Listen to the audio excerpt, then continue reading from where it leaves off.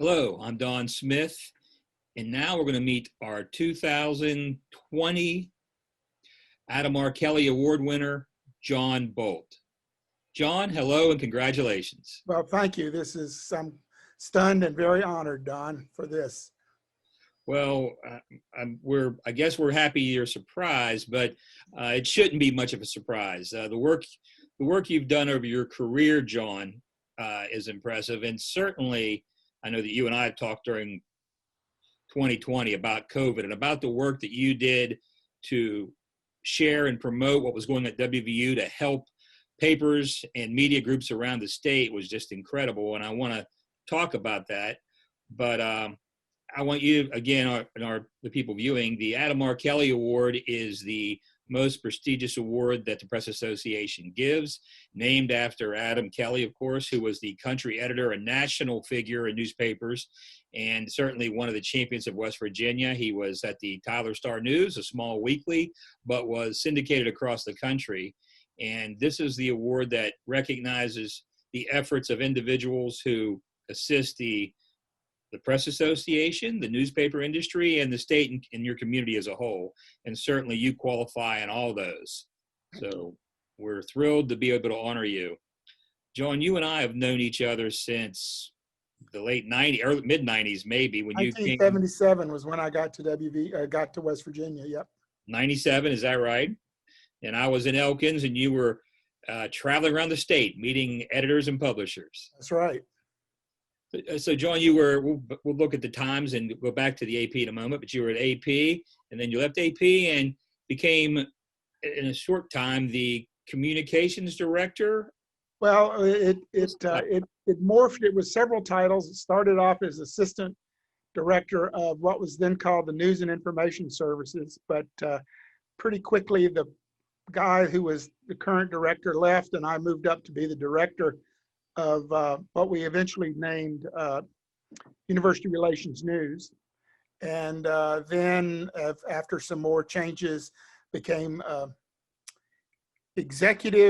senior executive director of communications, which I tell people just means I'm old. But during most of that time, a lot was really involved in helping craft the messages from the universities to the media and media relations and that sort of stuff, with a lot of help. I'm sure we all have to have a lot of help, but a lot of that is team building too. You have to get good people and spot good people, and a lot of that credit goes to you for that. Well, thank you, Don. And actually, when I had decided to retire earlier this year and was talking to people, I did say to several that I felt like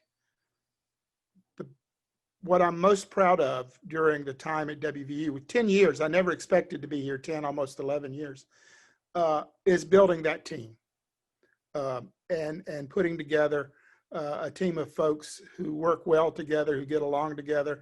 And, I've tried to do that wherever I've been. So. Well, you certainly, at WVU, it's apparent we work with your folks a lot and we'll talk about some of the events.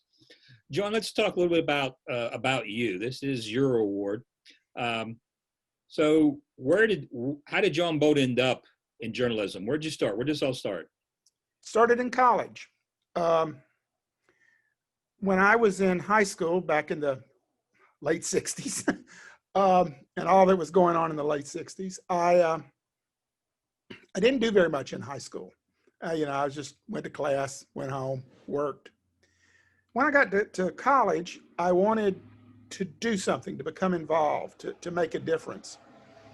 And I was at Clemson, and the student newspaper there was the home of more people who thought like I did at the time. Clemson is a pretty conservative place, still is, but the newspaper was really doing what I thought was good news, and I wanted to be involved in it. And I went to work my freshman year at the newspaper and managed to get an internship in my hometown paper the summer after that, and decided at that point that this is what I wanted to do, that I felt like it was important and could make a difference. Right. John, tell us about some of the stops between Clemson and the AP, because when we met, you were already with AP and Right. at a bureau chief. Right. So I started at my hometown afternoon newspaper. It's called the Greenville Piedmont, and started as a business writer. I majored in history and minored in economics, so I wasn't afraid of writing about business. And so I became the business writer, and I started there in '73. After a couple of years, I took the usual path. I moved to the copy desk, did some other beats along the way, including covering government and whatnot. And then I went to the copy desk, and then I got moved to the morning paper, the Greenville News, and for a lot of reasons, left that paper and went to work with my father-in-law in his business, which if I'd have realized it at the time was kind of prescient because he sold retail coal and oil. So back in even in the late '70s, I would come out of a coal car covered in coal dust. So who knew that some 20 years later I would be up here? But I did that for a little while until there was a day when I remember it vividly.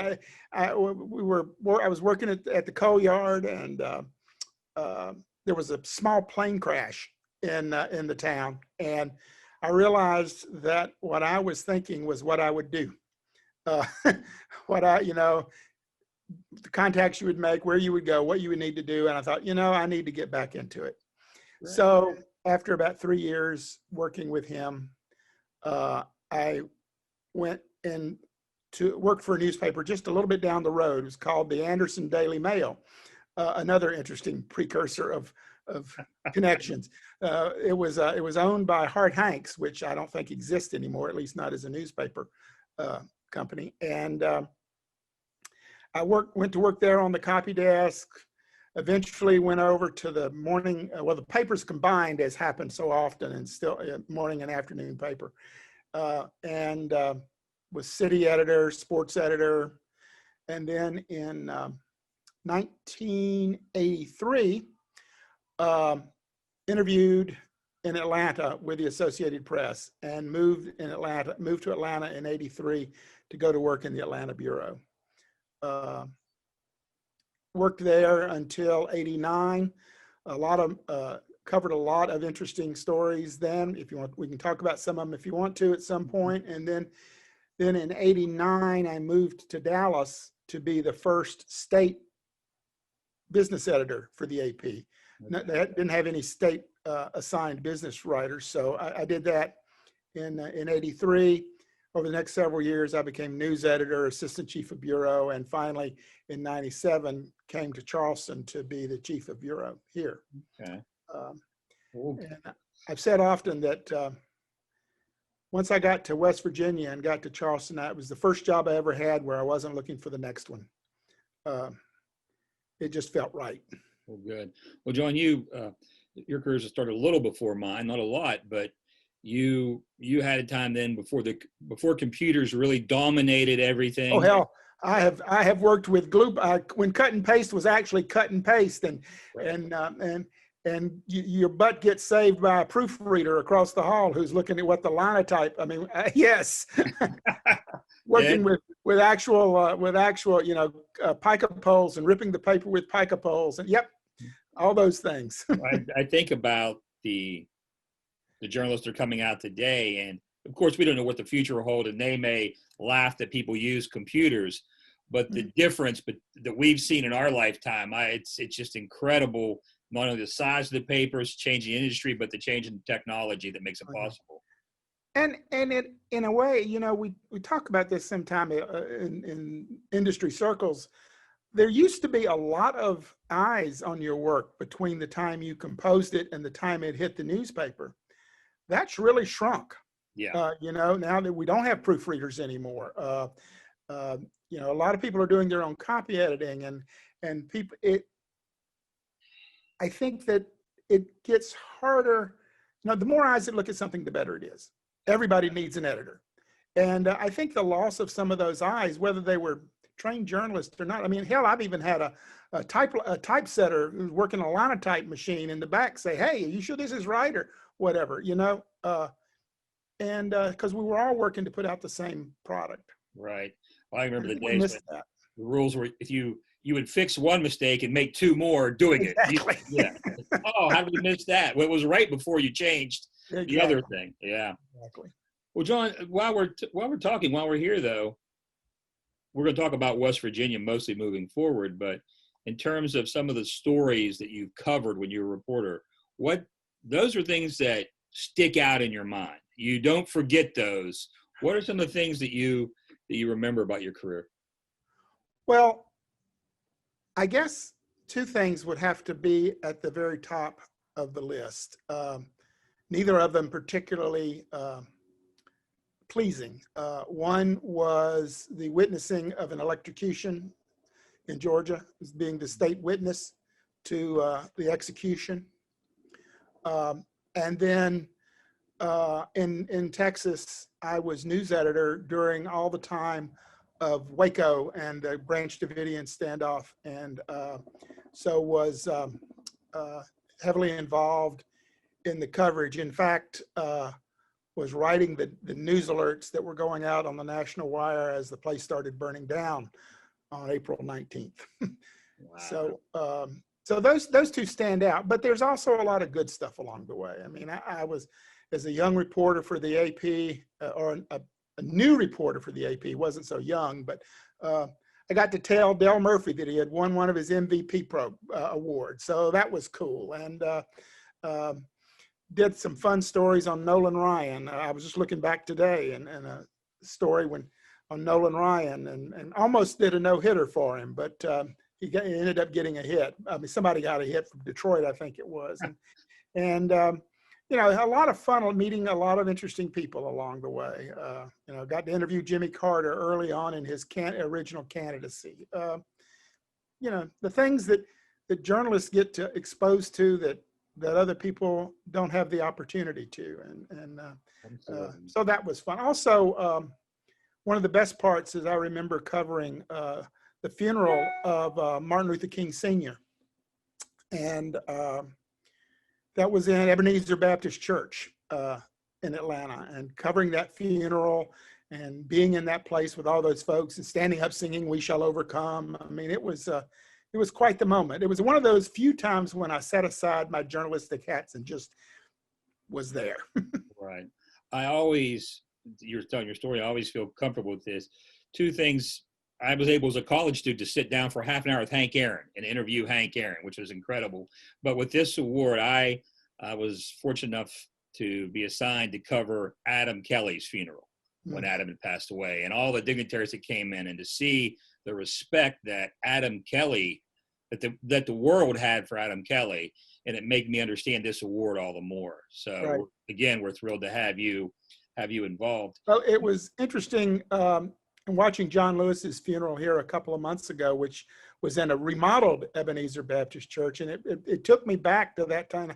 I don't remember when that was. You know, it was back in the early '80s, obviously, but I do remember that up on the stage, you know, all sorts of dignitaries were there, presidents and past presidents and senators and all that sort of stuff, as you can imagine, for Daddy King's funeral. But one of the people there was Jesse Jackson. And Jesse got up and looked at, I want to say it was George H.W. Bush, but I could be wrong about that.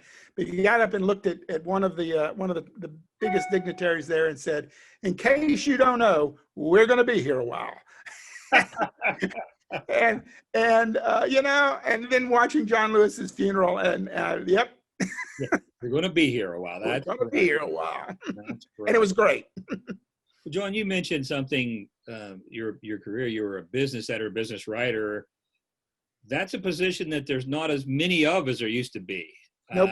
What do you think about our industry's ability to cover such things now when you don't have those beats? I don't think we understand. And, you know, business has changed so much over the last 20 years, you know, going into the electronic world. One of the series that I did when I was in Texas was a series that we called The Knowledge Economy.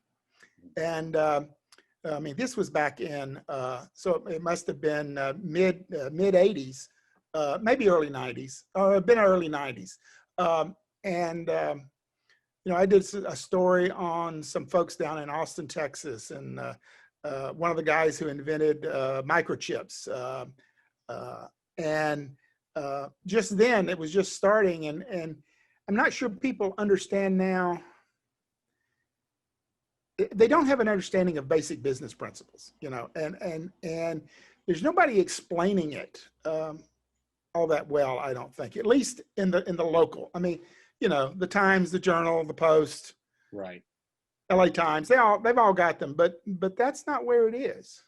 And so you have that's not where it is on Main Street. Is Right. rambling a little bit, but that I just don't think there's the knowledge base to cover that stuff. No, and again, it was usually in our dailies, but local dailies had a business reporter Right. who had some background and covered things. And that's one of the beats that if it exists, it's usually shared now, and it's not Absolutely. like Yeah. it was. Yep. Well, John, when you got to West Virginia, and I remember you coming to Elkins and took me to lunch, and I always liked that. That was always a good thing. One of the perks.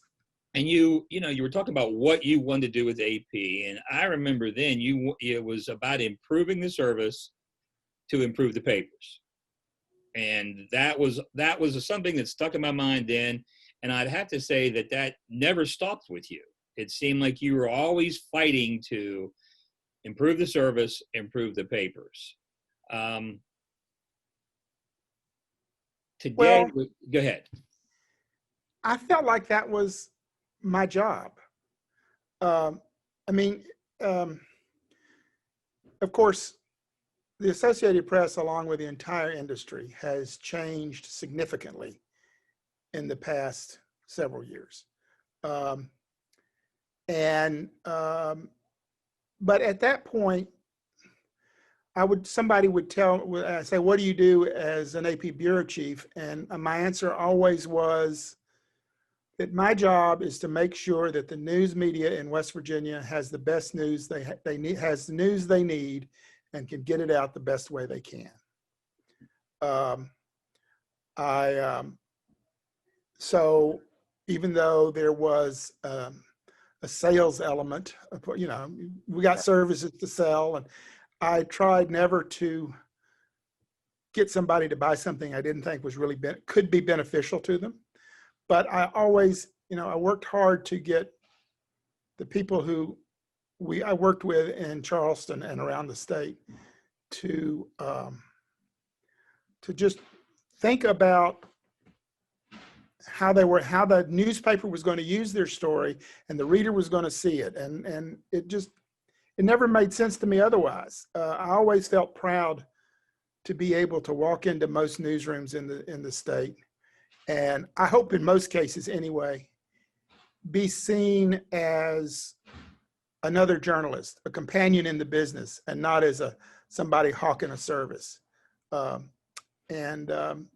To me, that was important and was what made the AP special back then, I would suggest.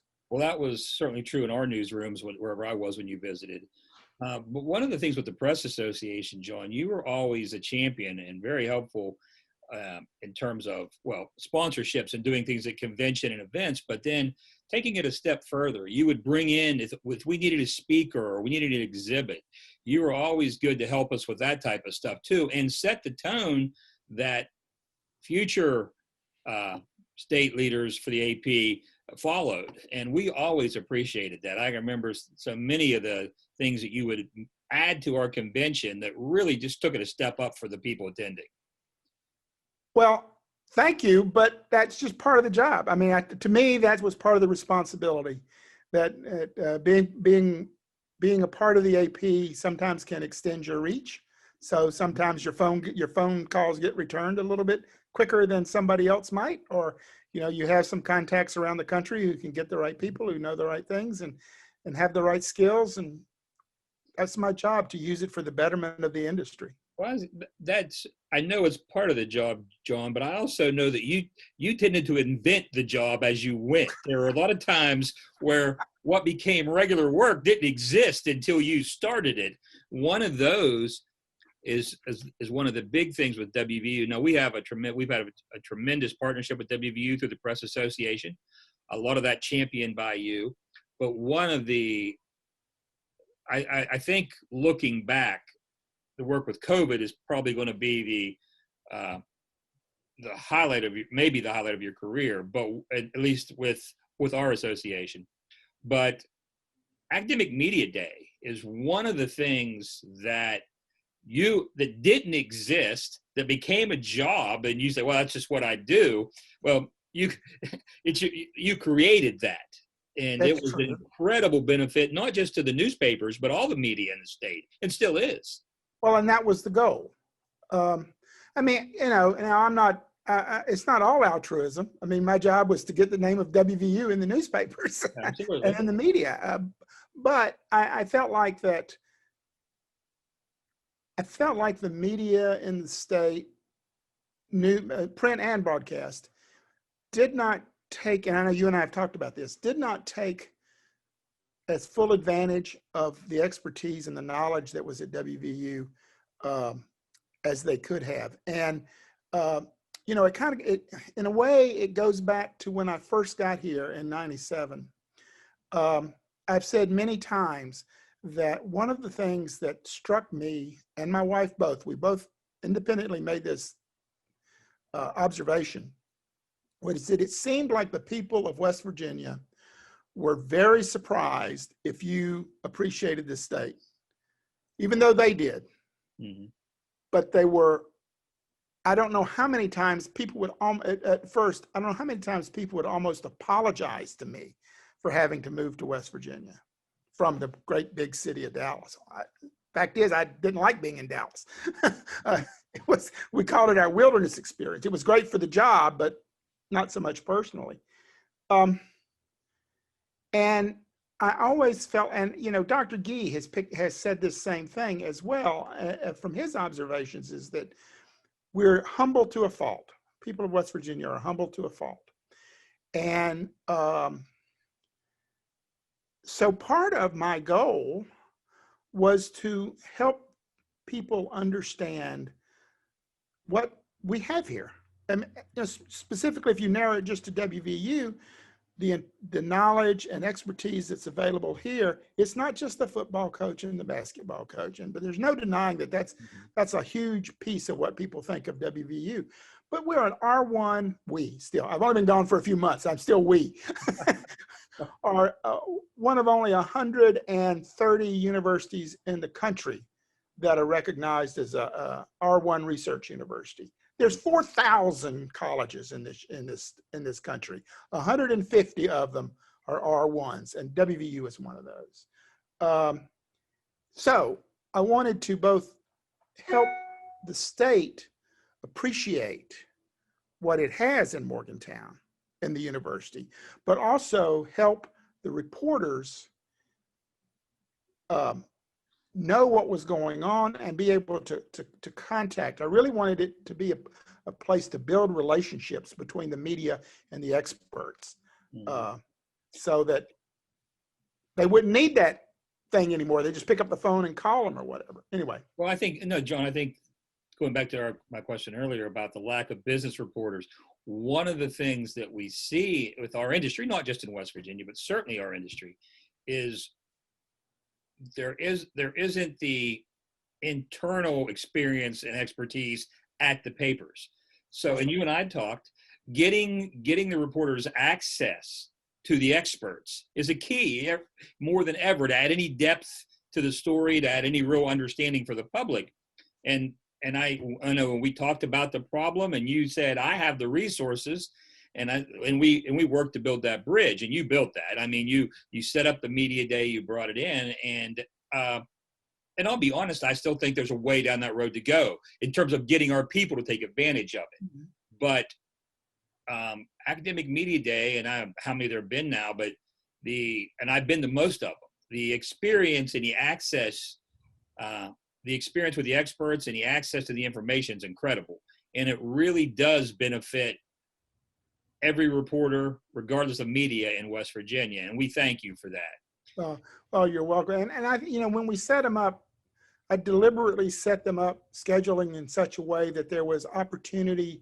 You weren't just sitting at a table taking notes from somebody lecturing all day long. Mm-hmm. We set them up deliberately to have space within the meeting so that there could be those one-on-one interviews. Right. And the people could get to know each other, which was really the larger goal, was just to build relationships. And I know they're going to continue. And you talk about Academic Media Day, but in a sense, it's the same thing I used to do at the AP with we would have meetings about every year or so and have, bring in somebody to talk about whatever it might be, whether it might have been professional development or it might be, or part of that. It's all part of the whole idea of trying to make it a better industry and right to serve the public. Because I'm one of those old school guys who still thinks that I agree with Thomas Jefferson about whether to have a government or newspapers. We pick newspapers. So,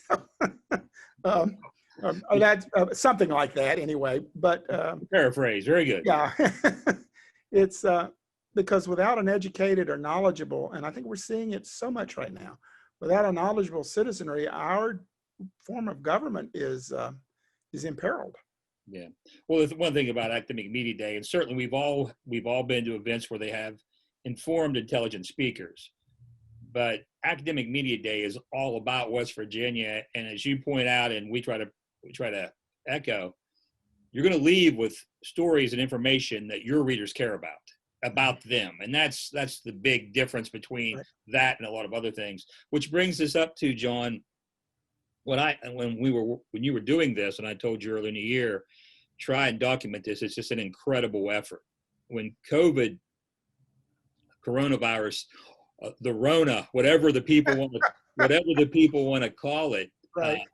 became such a factor in the country and in West Virginia. Certainly there was national news, but WVU, and then through WVU Today, began to share that information and to give all the media, newspapers included, access to experts and news stories. And it was every day, sometimes 2 and 3 things a day that were coming out that were pitches about information you could use, a complete story, just an update on what's going on. It was incredible. How did that effort, I mean, you had your own problems on campus. Everybody did. Right. How did that effort to say, okay, look, we're going to share this information with the media? How'd that come about? I don't want to sound like a broken record, but it was our responsibility. I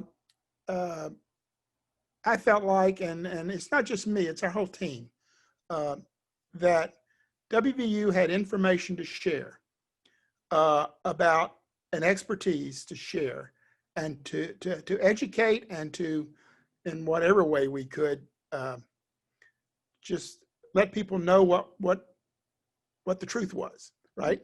I mean, now again, it's not entirely altruistic because I wanted folks, and we wanted folks to understand that WVU was a major player in trying to deal with this. Right.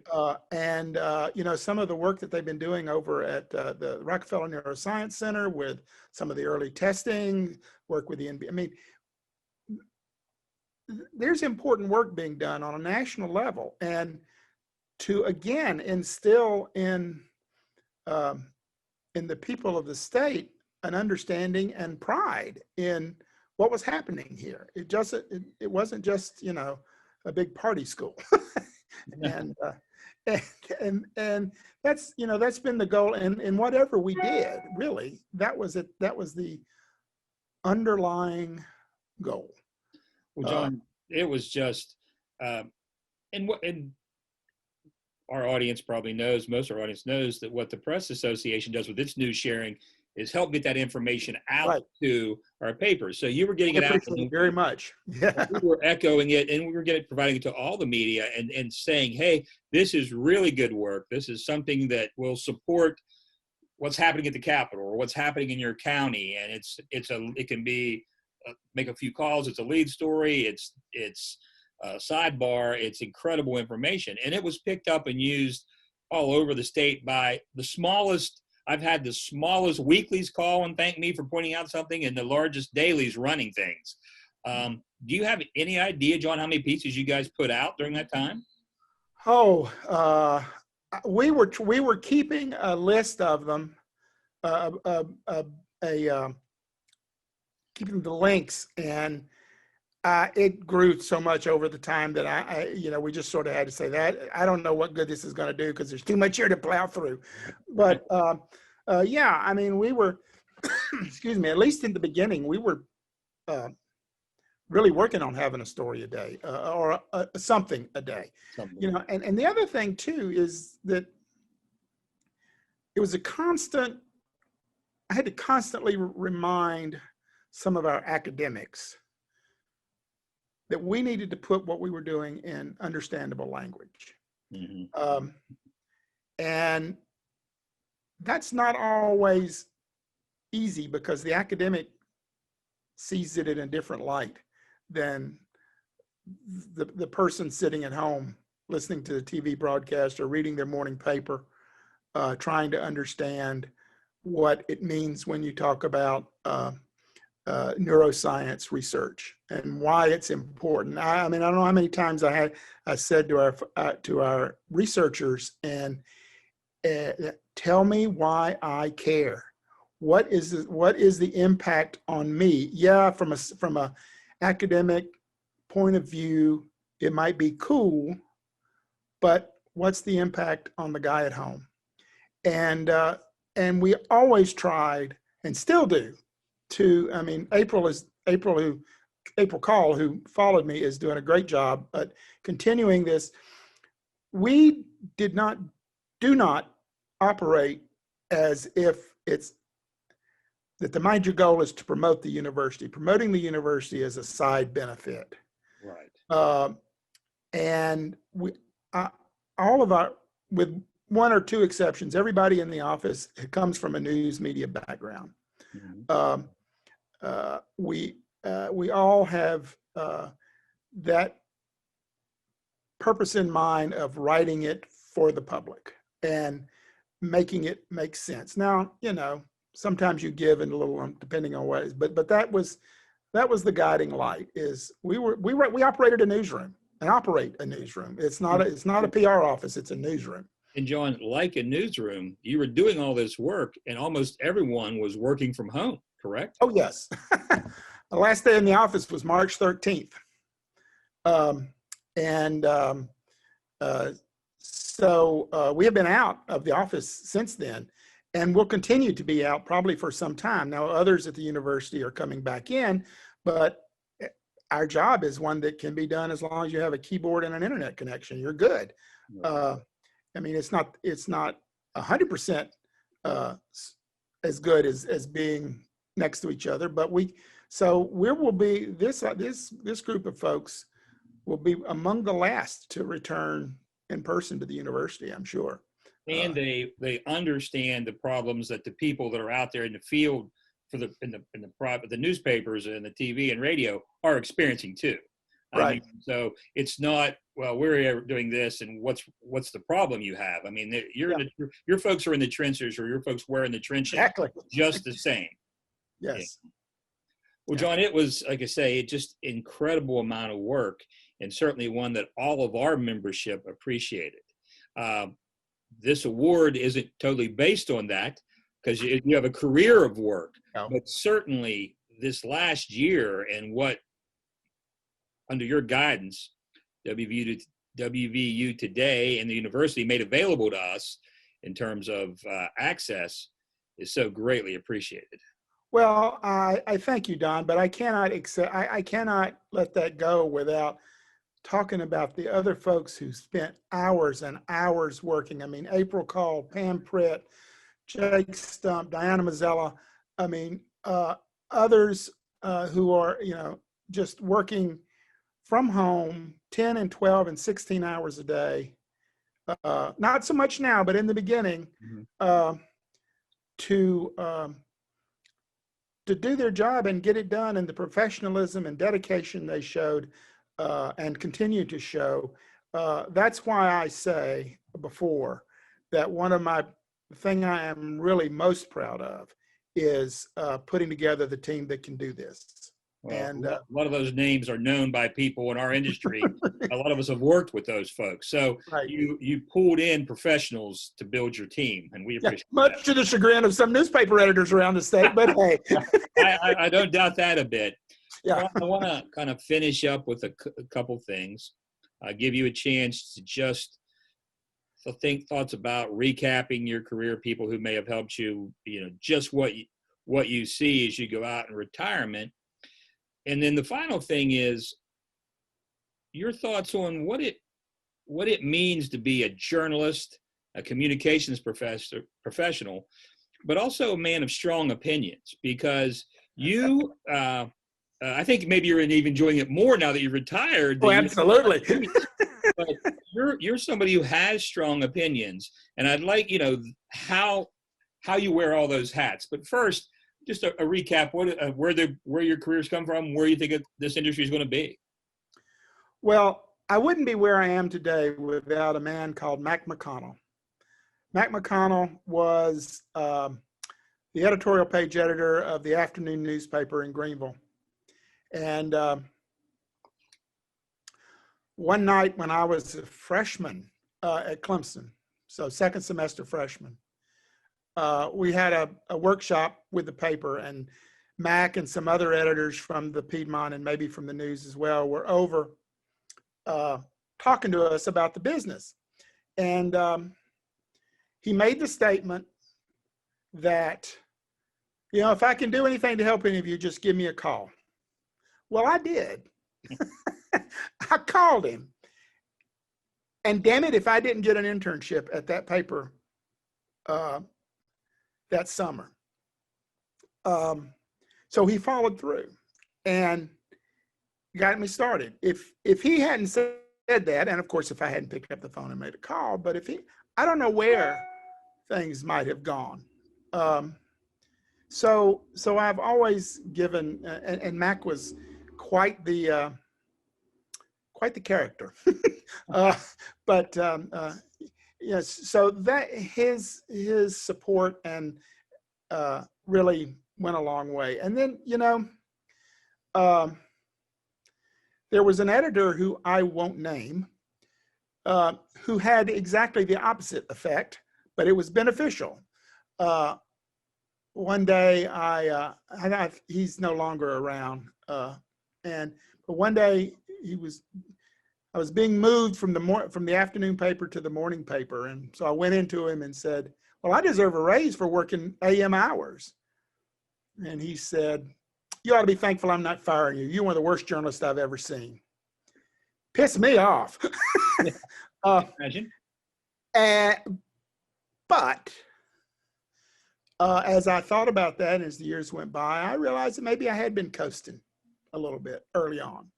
Mm-hmm. And so that kick in the butt was helpful. I think we all learn something from everybody. Some of it's good, some of it's bad. That's right. That's right. But there have been so many folks who have responded well, who have taught me things, as you say, both for good or ill. Let's see. I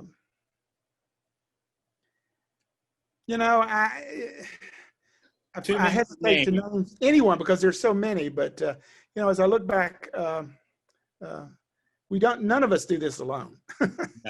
No. Well, John, to put your goggle or your glasses looking forward, a few minutes on just what you think where this industry is going to be. Oh, Don, if I could tell you that, I'd have a big consulting business right now. I think we're at a crossroads right now. I think that,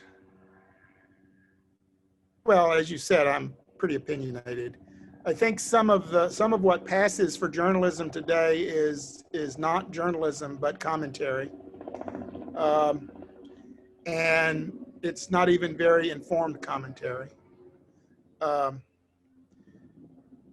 And I think it's time for well, let me go back a couple of years to the APME, Associated Press Managing Editors organization, several years ago had an initiative talking about accuracy and fairness.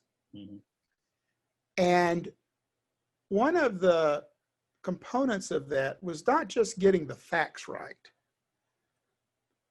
but getting the context right. For example, and I can criticize a lot of our broadcast partners who go with if it bleeds, it leads. Mm-hmm. They might be in an area that's not particularly crime ridden, but they always got crime leading the newscast. That's not a fair representation of what the city is, the community is. So I think we need to pay attention to that. I think we need to be willing. Some may call this editorializing. I don't think it's so. I think we need to be willing to call out things that are not correct. And not just, this whole idea of fairness, equivalency is not fairness. So just, you got to get more than one source, yes. But just because somebody's got a megaphone shouting outrageous things doesn't mean you have to, that's why you're a trained journalist, to use your brain. You're not a transcriber. It's not just to sit down and take notes and regurgitate them. It's your job to analyze and understand and figure out what the lead is and figure out what makes sense and how does it fit together and how does that over there match with that and I think we need to do more of that. Now that can be dangerous. I acknowledge that if used poorly, but I've always said when people talk about the Eastern liberal media establishment, BS. The journalists that I have known over the years, I can't think of any of them who deliberately or even out of carelessness skewed a story. Mm-hmm. Or went after. In fact, that's you talked about being an opinionated person. And I can maybe close with this. I don't know, but as I said, one of the high points of one of the stories I remember most is witnessing an execution. I personally am 100% opposed to the death penalty. I think it's wrong. I don't think it's useful or effective. And I think if you look at the statistics, it's not fairly administered. And I covered a lot of death penalty court appeals because Atlanta is the home of the 11th Circuit, which has Georgia, Florida, and Alabama, three of the biggest death penalty active states. Texas rules them all, but those three. So I wrote a lot of death penalty and capital case on appeal, not in the actual court. And I never had someone accuse me of being biased. And I'm pretty damn proud of that because I certainly would have if I had been biased, I could have made it clear. Well, John, we'll let you close with that because that from the opening. One of the notes that I had to close with was talking about your opinions and being a journalist and keeping things broken down. My note was ask him about his opinion on the death penalty if he had to cover the death penalty. So you got Well, there before I did. But that's yeah, well, and just, being opposed to the death penalty, both on a what I would take well, as much a faith issue as anything else.